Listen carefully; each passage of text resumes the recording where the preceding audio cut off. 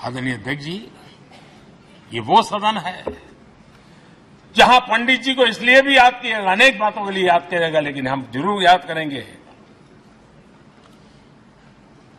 इसी सदन में पंडित नेहरू का at the stroke of midnight की गूंज हम सबको प्रेरित करती रहेगी। और इसी सदन में अटल जी ने कहा था, वो शब्द आज भी गूंज रहे हैं इस सदन में, सरकारें आएगी जाएगी, पार्टियां बनेगी बिगड़ेगी, लेकिन ये देश रहना चाहिए।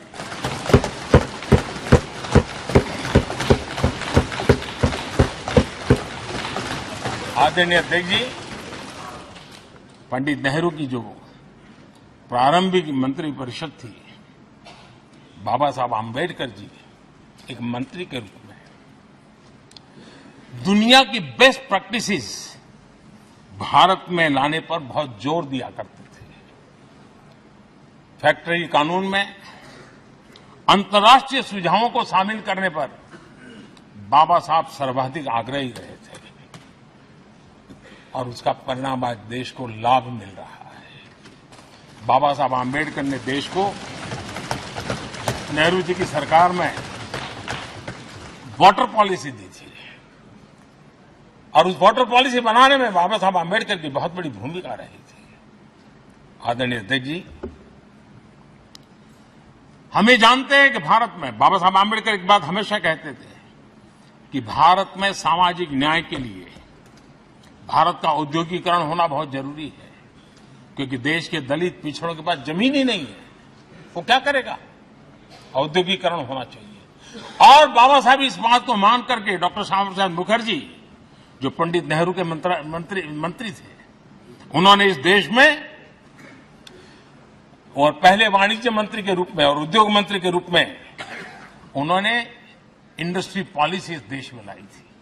आज भी कितनी ही इंडस्ट्री पॉलिसी बने, लेकिन उसकी आत्मा वही होती है जो पहली सरकार के थी, और उनका भी बहुत बड़ा अहम योगदान रहा था। आदरणीय अध्यक्ष जी, लाल बहादुर शास्त्री जी ने 65 के युद्ध में हमारे देश के जवानों में का हौसला बुलंद करना, उनके सामर्थ्य के लिए को पूरी तरह राष्ट्र हित में झोंक देने की प्रेरणा इसी सदन में से दी थी लाल बहादुर शास्त्री का। और यहीं पर उन्होंने ग्रीन रिवॉल्यूशन के लिए एक मजबूत नींव लाल बहादुर शास्त्री जी ने रखी थी। आदरणीय अध्यक्ष जी, बांग्लादेश की मुक्ति का आंदोलन और उसका समर्थन भी इसी सदन ने इंदिरा गांधी के नेतृत्व में किया था। इसी सदन ने इमरजेंसी में लोकतंत्र पर होता हुआ हमला भी देखा था, और इसी सदन ने भारत के लोगों की ताकत को एहसास कराते हुए मजबूत लोकतंत्र की वापसी भी इसी सदन ने देखी थी।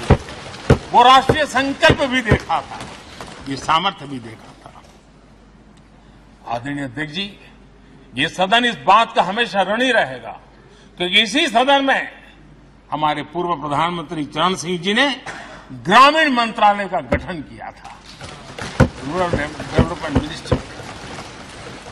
इसी सदन में मतदान की उम्र 21 से 18 करने का निर्णय हुआ था और देश की युवा पीढ़ी को इसका योगदान देने के लिए प्रेरित किया गया, उत्साहित किया गया था।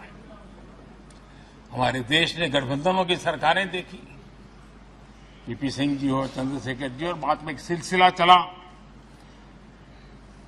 लंबे अरसे से दिशा में देश जा रहा था, आर्थिक नीतियों के बोझ तले देश दबा हुआ था, लेकिन नरसिम्हा राव की सरकार थी जिन्होंने हिम्मत के साथ पुरानी आर्थिक नीतियों को छोड़ करके नई राह पकड़ने का फैसला किया था, जिसके आज देश को परिणाम मिलते हैं।